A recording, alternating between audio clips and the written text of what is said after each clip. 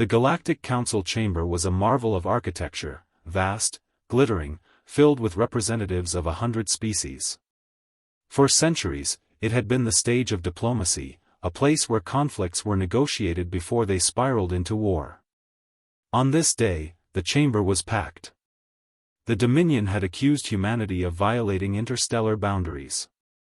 Delegates expected the humans to grovel, to beg forgiveness. After all, Earth was new to the Council, a young species without the fleets or colonies to challenge the great powers. The human delegation entered silently. They wore simple suits, unadorned, without the ornate plumage or glowing emblems other ambassadors displayed. Leading them was Ambassador Marcus Kane, his calm expression unreadable. The Dominion representative, a towering reptilian, hissed in mockery. "You humans dare expand into forbidden systems? You build colonies where you are not welcome? This is an act of war.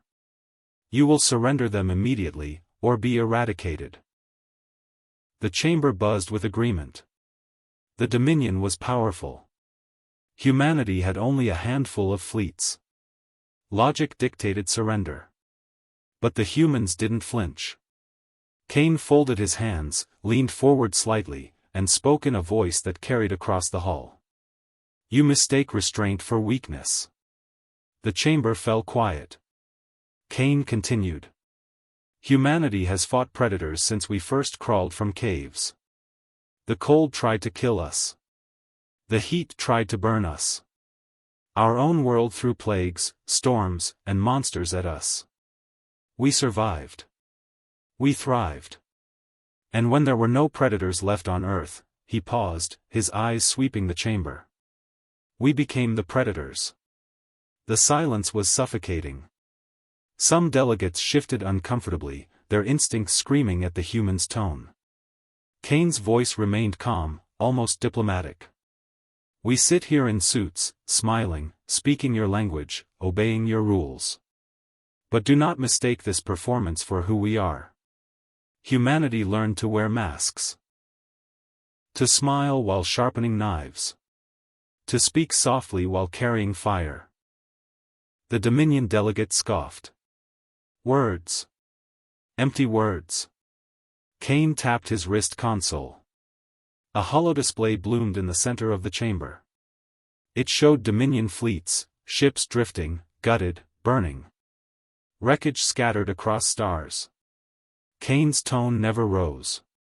"Last week, your forward armada entered the Proxima system. We asked them to leave.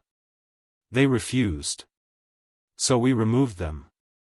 Gasps rippled across the chamber. The Dominion delegate roared, "Lies. Fabrications." Kane gestured again. Transmission logs appeared, Dominion captains screaming as human warships descended on them. Not sleek or delicate like other species' fleets, brutal war machines of steel and fury, unleashing kinetic hell. Railguns tore through shields. Missiles bloomed in firestorms. Human soldiers boarded, and the recordings showed them moving with terrifying precision, unstoppable in close quarters. The chamber had gone utterly still. Kane's voice was cold now. "That was one fleet. Do not send another. Do not mistake our patience for submission. Earth does not seek war, but if war is brought to us." He leaned closer, his eyes like knives.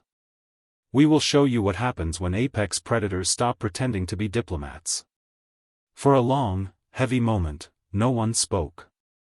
Even the Dominion representative, scales twitching, found his words caught in his throat. The primal instincts of every species present whispered the truth: humans were not prey, not even rivals. They were something older, hungrier, forged in endless struggle. Finally, Kane rose from his seat. "Humanity will remain in the Council. We will remain your allies. But let today serve as your only warning."